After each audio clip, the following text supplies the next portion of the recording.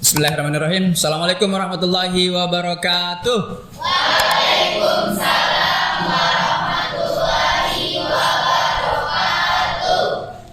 Apa kabar hari ini anak-anak? Baik, Pak. Baik, alhamdulillah. Jadi pada hari ini kita akan belajar tentang materi coding dan kecerdasan artifisial. Jadi salah satu program pemerintah kita ini adalah memberikan materi coding dan kecerdasan artifisial untuk siswa SMA. Baik, untuk mengefisienkan waktu kita mulai. Jadi pembahasan kita hari ini adalah pengoperasian dan pengaplikasian perangkat kecerdasan artifisial. Jadi istilah kecerdasan artifisial dalam kehidupan sehari-hari mungkin sudah sering kalian dengar dalam istilah yang berbeda. Kecerdasan artifisial itu bahasa Indonesianya. Bahasa Inggrisnya adalah artificial intelligence. Istilahnya adalah AI. AI ya. Jadi yang kita pelajari sebenarnya hari ini adalah AI. Tujuan dari pembelajaran kita adalah siswa dapat memahami dan mengaplikasikan perangkat kecerdasan artifisial pada area pemanfaatan secara umum dan khusus.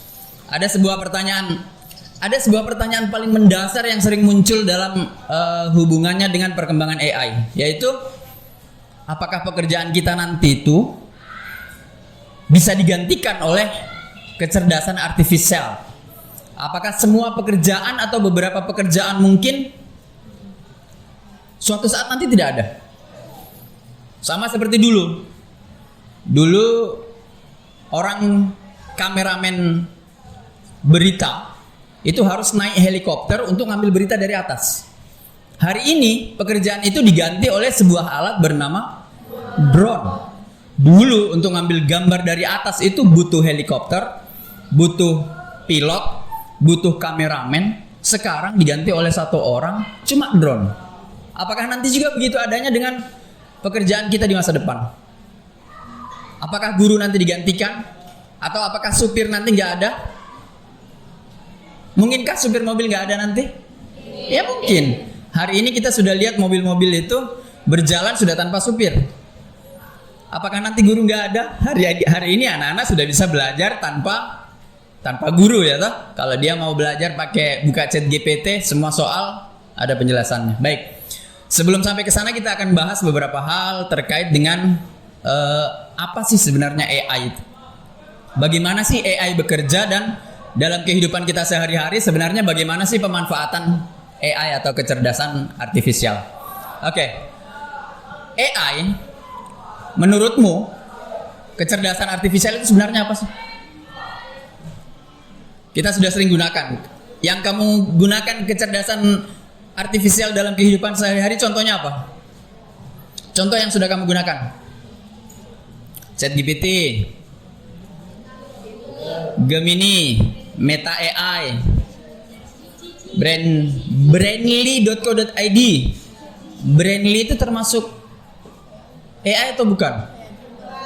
Kalau yang jawab soal di Brandly itu siapa? Pengguna ya, sesama pengguna. Berarti dia bukan AI. Cici untuk sama Cici ya untuk mengerjakan tugas juga. Terus apa lagi? StudyX, oke, untuk belajar. Adakah yang lain yang selain hubungannya dengan pembelajaran? Checkmate untuk kerjakan soal matematika. Ya. Ada AI yang bisa bikin musik? Ada, itu AI juga. Ada AI yang bisa mengubah kata-kata menjadi gambar? Ada. Anak saya di rumah itu suka menonton video kucing animasi yang dibuat oleh AI. Videonya pendek-pendek, tapi kucingnya itu bisa berdiri, bisa jalan, bisa ngomong. Nah, itu salah satu produk dari AI. Nah, AI itu apa sih? Kecerdasan artifisial itu apa sih menurutmu? Apa? Apa yang bisa dilakukan AI dalam kehidupan sehari-hari? Mesin yang bisa berpikir, kasarnya. Mesin yang bisa berpikir toh.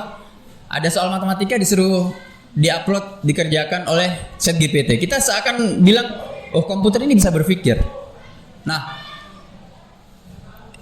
definisi yang sederhananya itu menurut John McCarthy itu adalah AI atau kecerdasan artifisial itu adalah ilmu dan rekayasa untuk membuat mesin menjadi cerdas.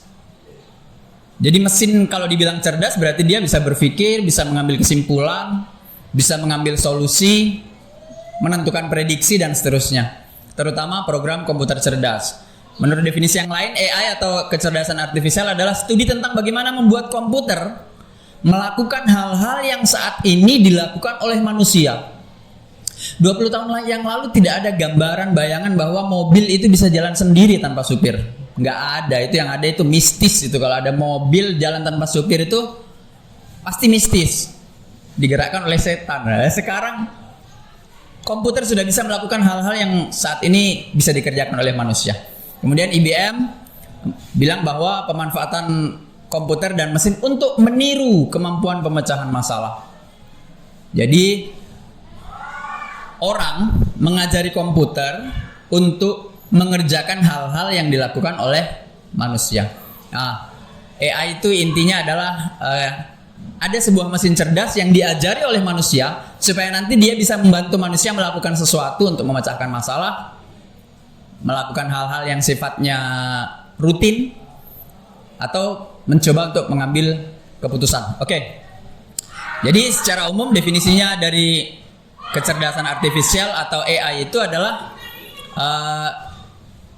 sejauh mana mesin dapat dikatakan benar-benar cerdas. Pada prakteknya dia mengacu pada sistem yang memungkinkan komputer untuk belajar. Jadi nanti kita lihat bagaimana sih komputer belajar, kok dia bisa menjawab soal, kok dia bisa bikin gambar, dia bisa mempercantik wajah, tiba-tiba kok bisa bikin musik sendiri. Nah, itu nanti kita lihat di. Jadi sistemnya itu dicoba untuk memungkinkan komputer belajar dari data, bisa mengenal pola, bisa membuat prediksi atau keputusan. Baik. Jadi ini evolusi perkembangan dari kecerdasan artifisial. Dasarnya komputer itu kan bekerja dengan aturan logika. Komputer yang paling sederhana yang ada dalam kehidupan sehari-hari kita itu misalnya kalkulator. Dulu komputer itu mungkin sekedar alat hitung. Kalkulator itu adalah komputer. Kalau di 1 tambah 1, ditekan tombol 1, tekan tambah, tombol 1, hasilnya adalah 2. Itu dia berpikir. Tapi dulu dasarnya cuma logika sederhana begitu. Kemudian hari ini kita sudah berada di tahap komputer belajar dari data. Nanti kita lihat bagaimana dia belajar. Kemudian yang terakhir nanti ada tahap komputer itu belajar seperti otak manusia. Ini adalah masa-masa depan yang mungkin nanti sangat menarik. Hari ini kita mungkin masih berada di tahap yang kedua, komputer masih belajar dari data, masih terlihat seperti komputer. Meskipun ada hasil-hasil produk yang sudah mulai hampir realistis ya. Kita bicara misalnya di Gemini. Gemini itu kalau kita bikin gambar dengan prompt yang sangat detail, itu mungkin hari ini kita sudah mulai susah membedakan ini asli atau tidak. Salah satu yang paling berbahaya dari AI ini dalam dunia etik, dalam etikanya itu adalah ketika orang tidak bisa membedakan ini buatan AI atau bukan. Itu sangat berbahaya itu. Ya oke lah kalau misalnya itu sesuatu yang bagian dari humor nggak masalah. Tapi kalau misalnya tiba-tiba ada seorang petinggi negara, videonya beredar, dia mengucapkan sebuah kalimat yang provokatif dan orang tidak ngerti itu adalah AI, bahaya. Oke. Ada 3 kemampuan kecerdasan artifisial. Yang pertama adalah kecerdasan yang terbatas. Hari ini kecerdasannya terbatas. Ya sebatas menjawab pertanyaan ChatGPT, kerja soal matematika, bikin gambar, bikin video, mungkin memberikan rekomendasi dan seterusnya. Itu namanya artificial narrow intelligence yang nomor 3, yang paling rendah. Di atasnya nanti ada artificial general intelligence, AGI, yang setara dengan kemampuan manusia. Ada sebuah film yang bercerita tentang ada robot yang punya perasaan. Namanya adalah Baymax. Kamu pernah nonton nggak filmnya namanya Baymax? Dia balon putih, diprogram oleh kakaknya yang kerjanya dia memahami perasaan orang. Kalau orangnya cemas, dia berikan pelukan. Kalau orangnya galau, dia kasihkan dihibur. Nah itu nanti kemungkinan AI akan setara itu. Kemudian yang ketiga adalah artificial super intelligence yang paling atas, yang kecerdasannya melampaui manusia. Jadi ada satu hal yang perlu kita pahami, bahwa apa-apa yang ada dalam dunia nyata kita hari ini dulu itu impian. Saya ketika kecil nonton Power Rangers. Power Rangers itu dia punya jam. Jam itu kadang bunyi, kemudian muncul ada gambar di situ, orang bisa video call. Ada layar kan, layar.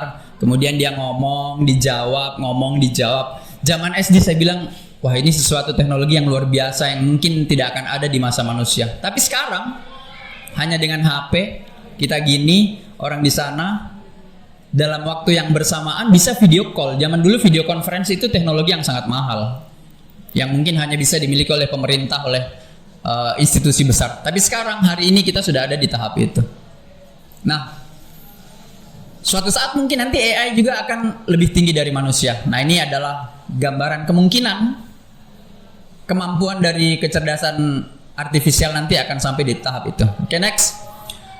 Ada 4 fungsionalitas kecerdasan artifisial. Yang pertama adalah reactive machine AI. Sistem kecerdasan artifisial tanpa memori yang dirancang untuk melakukan tugas yang spesifik.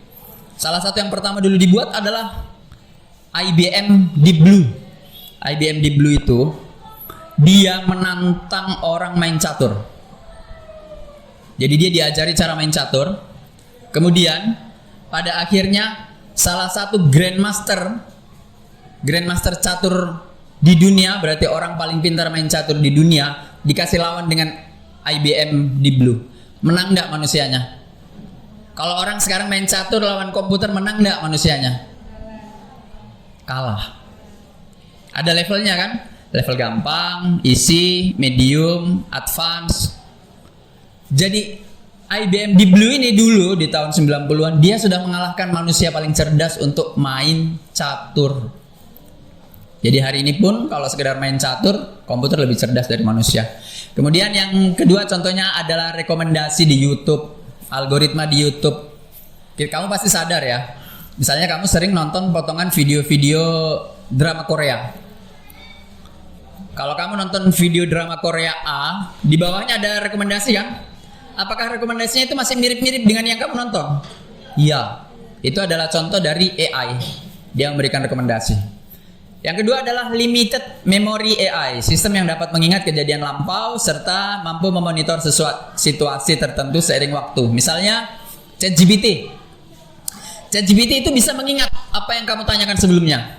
Misalnya kamu bilang, perkenalkan saya Zainal, saya guru matematika SMA. Dia akan simpan. Jadi berikutnya dia akan menjawab sesuai dengan kebutuhan. Dia akan mengingat bahwa saya guru matematika SMA. Jadi kalau ada pertanyaan tentang matematika, dia langsung memberikan respon sesuai yang masa lalu. Kemudian ada chatbot. Chatbot misalnya asisten-asisten di e-commerce. Misalnya ada toko di Shopee yang dia bisa langsung ketika kita ngechat dia langsung jawab. Pernah nggak itu? Nah, kita ngechat dia langsung jawab, itu AI. Kemudian ada self-driving car. Berarti supir mobil otomatis. Jadi dia mengingat apa yang dia ingat, peta, jalur. Kemudian ada yang ketiga yang namanya theory of mind. Theory of mind ini adalah kategori dari kecerdasan artifisial yang setara dengan manusia. Saat ini belum terrealisasi. Contohnya tadi itu. Contohnya adalah robot yang bisa memahami perasaan. Ya, Baymax, apalagi robot yang bisa memahami perasaan apa misalnya? Doraemon.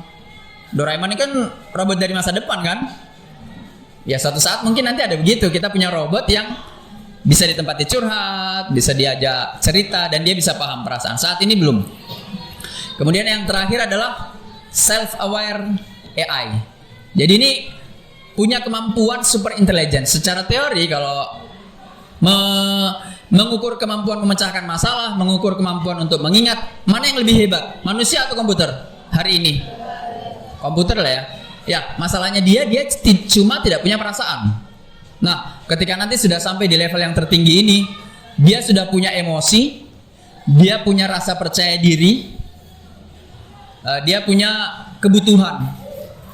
Nah, ini bahaya ini. Ketika komputer sudah punya inovasi, ketika mesin sudah punya kemampuan untuk berpikir, apa kira-kira yang terjadi? Dia akan menguasai manusia ya. Ada sebuah film yang menggambarkan ini. Jadi ceritanya ada sebuah komputer yang diajari data kemudian jadi cerdas. Ketika dia cerdas, dia meningkatkan kemampuannya sendiri kemudian punya inovasi. Dia mengontrol semua hal, mengontrol listrik, mengontrol internet, mengontrol air, semuanya serba digital. Dia ingin menguasai manusia.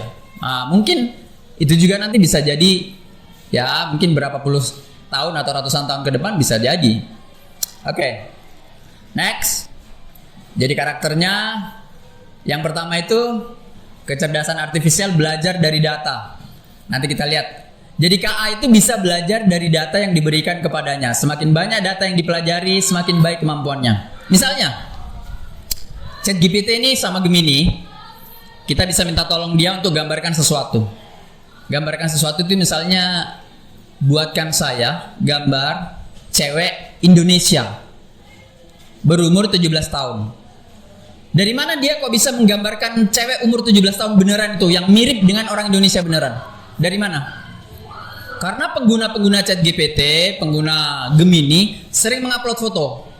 Ketika dilihat profilnya, misalnya Erin minta fotonya diperbaiki. Di Erin ngupload foto, tolong foto ini dihapus backgroundnya. Jadi kan dihapus. Ketika ditahu profilnya bahwa Erin ini anak Indonesia umur 16 tahun, itu disimpan. Ratusan ribuan, puluhan ribu orang, ratusan ribu orang mengupload foto orang Indonesia. Jadi ketika ChatGPT atau Gemini dimintai tolong buatkan gambar foto orang Indonesia, dia sudah tahu wajah-wajah orang Indonesia itu kayak begini.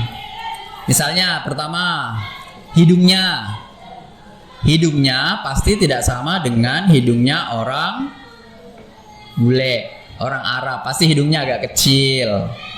Kemudian bola matanya warna apa? Coklat atau hitam. Rambutnya warna apa? Hitam. Kulitnya warna sawo busuk.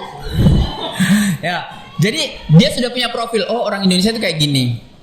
Maka ketika ditanya orang Indonesia, dari data-data yang dia pelajari, dia bisa bikinkan gambar.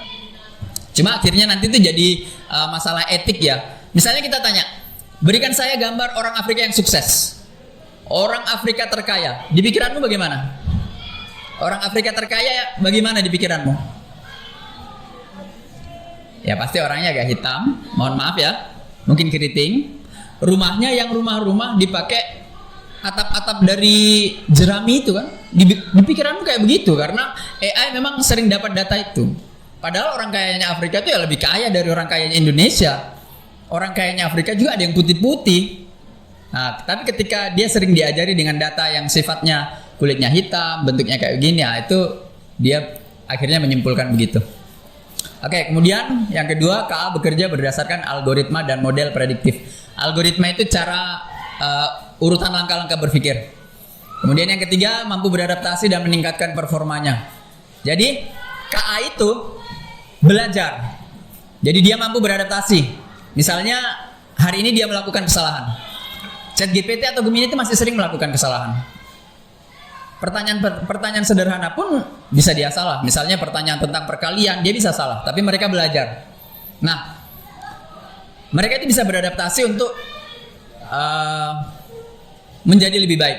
Kemudian yang keempat adalah bisa mengenali pola dan mampu membuat keputusan secara otomatis. Jadi ini 4 karakteristiknya. Jadi dia belajar dari data, kemudian bisa beradaptasi, dia bisa melakukan pengambilan keputusan, kemudian berdasarkan algoritma. Nah, prinsip kerjanya. Pertanyaannya adalah, bagaimana sih KA itu bekerja?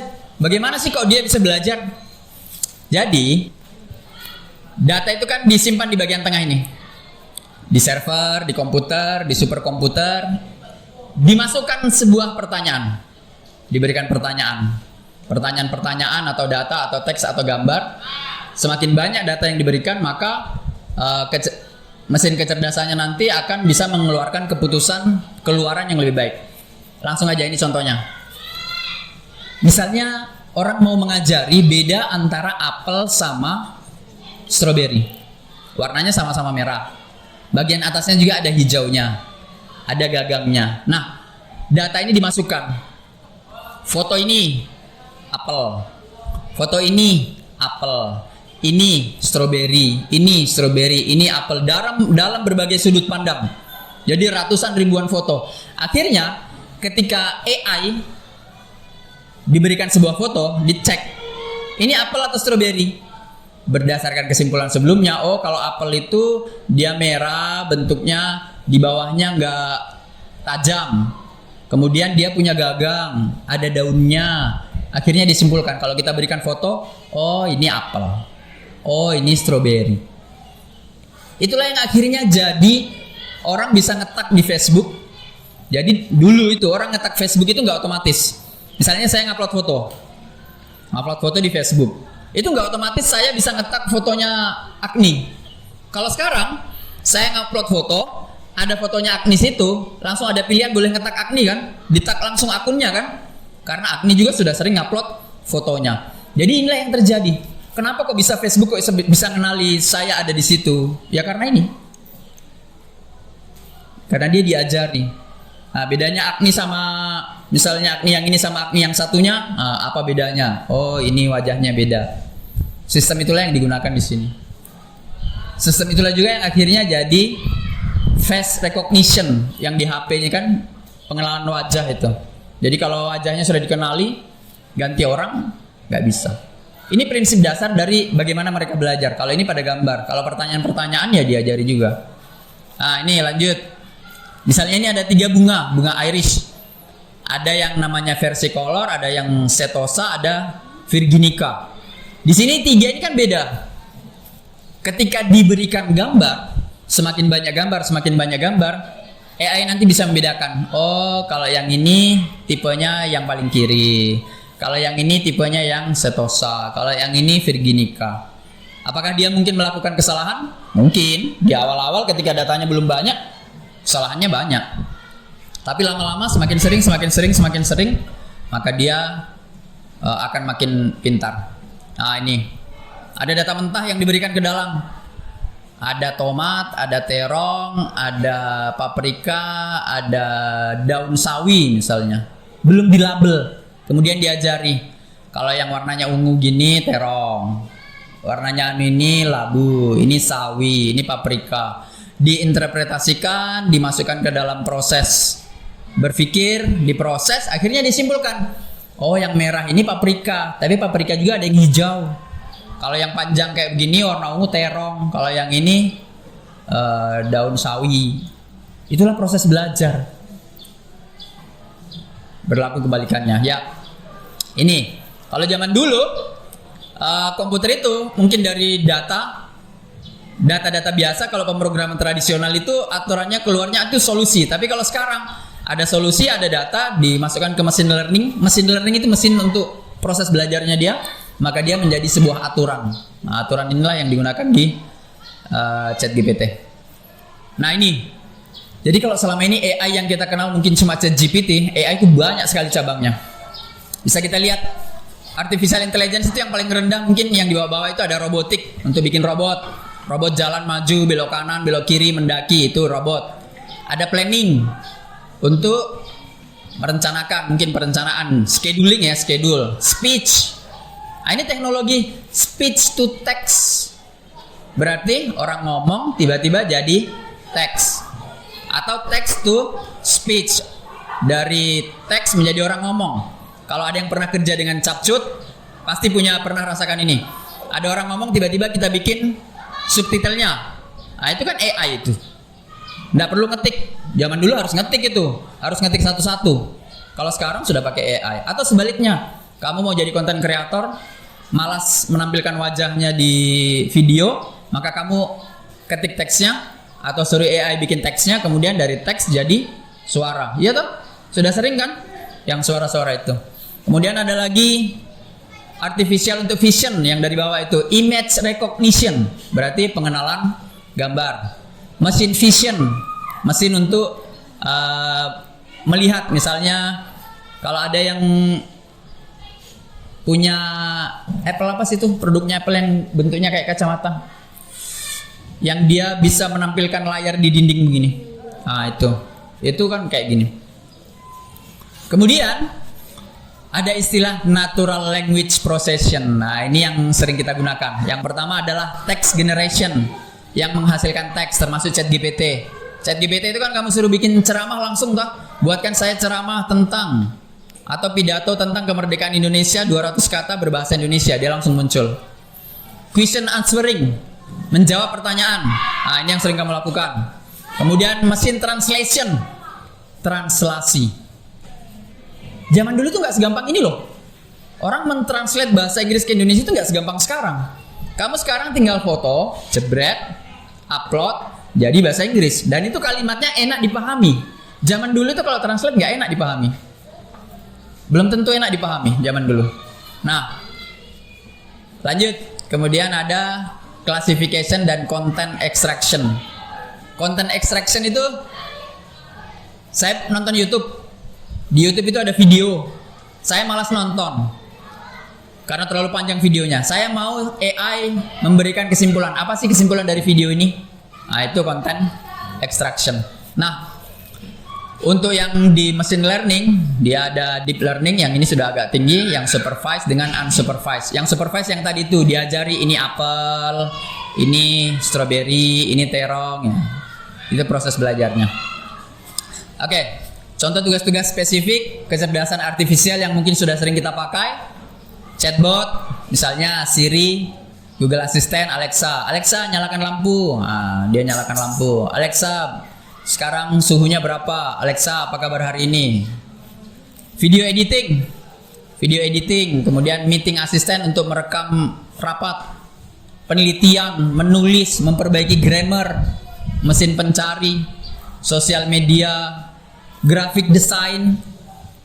Graphic design itu sudah luar biasa sekarang dibantu oleh AI. Kemudian ada customer service untuk menjawab pertanyaan otomatis, bikin email otomatis, mengenali suara, dan seterusnya. Oke, sekarang kita lihat apa sih perbedaannya antara kecerdasan artifisial dengan manusia. Kira-kira mana yang lebih unggul? Kecerdasan artifisial, dia nggak punya perasaan. Sampai saat ini dia belum punya perasaan. Dia cuma mengikuti instruksi. Sementara manusia bisa berpikir sendiri, ada perasaannya, bisa berinovasi. Elon Musk, salah satu tokoh teknologi, zaman awal-awal setelah COVID itu dia bilang salah satu yang paling berbahaya dari AI itu nanti bisa berbahaya sih ketika dia sudah punya inisiatif. Bahaya itu. Bisa-bisa manusia dikendalikan, artinya hal-hal yang harusnya bisa dikendalikan oleh manusia karena dia yang sudah handle, dia punya inovasi sendiri nanti. Kemudian yang kedua, kalau kecerdasan artifisial itu cuma belajar dari data dengan program yang diberikan. Kalau manusia belajarnya banyak lewat interaksi. Jadi kalau AI tidak diberikan data, dia gak akan kenal. Misalnya kita semua punya ada buah baru ya, yang gak ada di mana-mana. Cuma ada di rumahmu, cuma ada buah itu. Ketika kamu tanya ke AI buah apa ini, dia gak akan ngerti karena dia gak pernah belajar tentang itu. Cuma dia belajarnya dari hal-hal yang sudah dia pelajari. Kemudian yang ketiga, dia hanya memahami hal-hal yang ada dalam datanya. Sementara manusia bisa memahami konteks, bukan cuma berdasarkan data.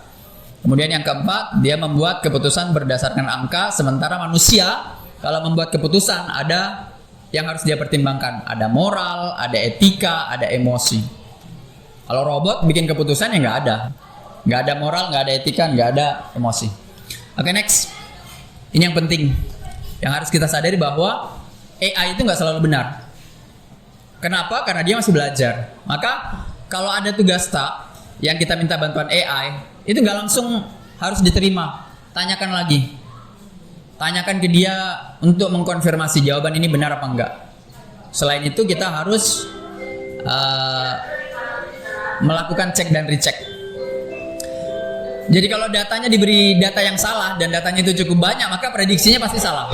itu AI. Karena itu semakin banyak data yang diberikan, semakin banyak contoh yang diberikan, maka akan semakin akurat hasilnya. Nah, ya kita skip lah. Sekarang kita masuk ke pengoperasian dan pengaplikasian kecerdasan artifisial. Sebenarnya dalam kehidupan kita ini apa sih manfaatnya dalam dunia yang ini? AI dalam dunia bisnis, karena dia berbasis data, dia bisa memprediksi pasar. Sekarang sudah banyak sekali, misalnya orang main saham itu dia bisa diprediksi oleh AI. Dia bisa, kalau untuk e-commerce misalnya sekelas misalnya Tokopedia, Shopee, dia bisa memberikan rekomendasi berdasarkan riwayat dari penggunanya. Misalnya ada orang yang pernah belanja jam tangan, yang selalu muncul iklan jam tangan lagi. Di Facebooknya muncul iklan jam tangan, di YouTube muncul iklan jam tangan, di Shopee muncul iklan jam tangan. Karena mesinnya menduga bahwa orang ini suka dengan aksesoris jam tangan. Siapa tahu dia kolektor jam tangan. Nah, itu dengan adanya AI maka penjualannya meningkat. Kalau saya menawarkan jam tangan kepada orang-orang yang suka mengoleksi jam tangan, pasti kemungkinan terjualnya lebih tinggi. Kemudian ada chatbot, asisten virtual. Ya, seperti yang dibilang tadi, ada robot yang bisa menjawab pertanyaan-pertanyaan kita dengan cepat. Kalau chatbot itu pertanyaannya langsung dijawab. Tidak sama kalau bertanya ke manusia. Misalnya kamu ngechat admin, tapi adminnya itu berdasarkan pakai WA, itu nggak langsung kan? Tunggu dia buka WA dulu baru dia jawab. Kemudian bisa meningkatkan efisiensi operasional di bidang ekonomi. Oke, untuk pemerintahan apa sih manfaatnya AI? Yang pertama, dia bisa memodernisasi administrasi publik. Jadi dia bisa membuat rumusan kebijakan yang sudah terbukti. Yang kedua, menganalisis big data, data besar untuk merencanakan smart city. Kalau ada big data, misalnya di Jepang, yang negaranya adalah negara yang sering ada gempa, kalau datanya sudah bagus, datanya sudah lengkap, dia bisa memprediksi nanti ada gempa, ada gunung Merapi mau meledak. Nah itu. Kemudian ada e-government untuk meningkatkan kecepatan proses-proses pengurusan data. Jadi ini AI membantu di pemerintahan. Kalau di pendidikan ini yang salah satu yang paling bagus sebenarnya adalah menyesuaikan kemampuan belajar siswa dengan materi yang diberikan. Ruang guru, saya bicara ini ada ruang guru, aplikasi ruang guru itu dia punya mesin AI. Jadi misalnya ada anak yang belajar bersamaan dengan temannya, materinya itu nggak sama. Tergantung dengan kemampuan anak itu, pemahamannya terhadap materi. Jadi misalnya si A, dia belajar materi matematika.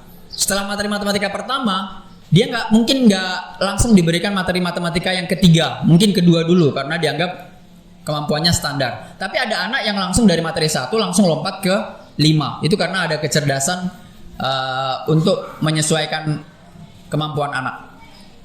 Kemudian ada simulasi virtual. Nah, ini yang sering digunakan. Simulasi virtual itu yang dibuat oleh AI itu membantu. Kalau kita di pengajaran tradisional, simulasi mungkin tidak terlalu kelihatan, AI bisa membantu untuk itu. Oke, next untuk kesehatan. Apa sih manfaatnya AI untuk kesehatan? Memprediksi penyakit berdasarkan data-data. Mungkin dia sudah dikirimkan gambar foto ronsen ribuan orang, ronsen. Dia lihat ada kelainan, maka ini ada sebuah cerita menarik. Ada ibu-ibu yang baru-baru ini masuk di koran. Ada ibu-ibu di luar, di mungkin Amerika atau mana. Jadi dia anaknya itu punya penyakit. Pindah dokter, nggak ketemu. Akhirnya dia punya inisiatif. Hasil ronsennya itu dia kirim ke ChatGPT.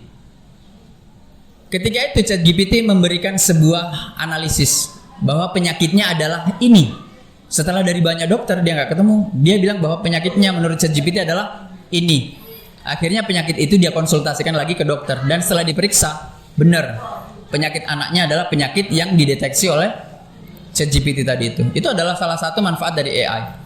Nah, yang kedua dia punya kemampuan menganalisis, akurasinya tinggi. Yang ketiga, dia bisa mengolah data pasien. Mungkin kalau riwayat-riwayatnya yang lalu, ada gaya hidupnya, ada responnya, dia bisa memberikan saran untuk hidup lebih sehat. Kalau mau sehat, makanannya ini, hindari yang ini. Jadi dia bisa menjadi asisten untuk menjaga kesehatan.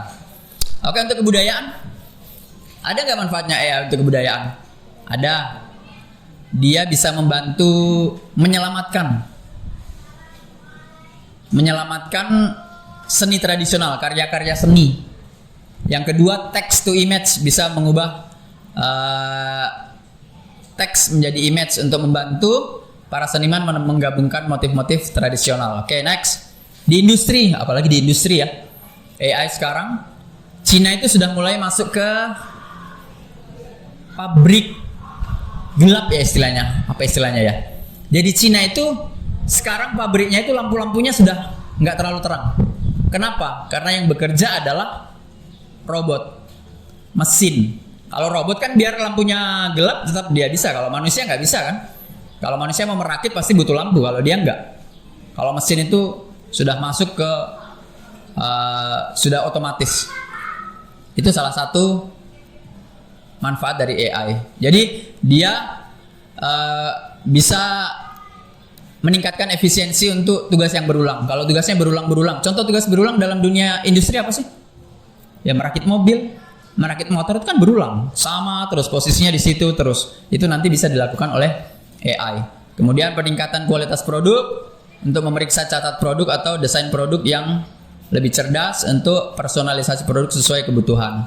Kemudian untuk optimasi rantai pasokan. Jadi dia bisa mengoptimasikan kebutuhan-kebutuhan sehingga rute transportasi dan inventarisasi barang itu lebih bagus. Kemudian peningkatan kualitas dalam pengambilan keputusan. Oke, next. Kalau bidang khusus di teknologi dan rekayasa, misalnya ada robot operating system. Kemudian ada autonomous vehicle, mobil-mobil yang sudah berjalan tanpa supir. Ini sudah mulai jauh. Dalam dunia informatika ada cyber security untuk menjaga keamanan data. Kemudian analisis big data dan optimasi Internet of Things. Dalam dunia seni, pariwisata, inovasi desain. Dalam pariwisata misalnya bikin konten untuk promosi tentang pantai, promosi tentang tempat wisata.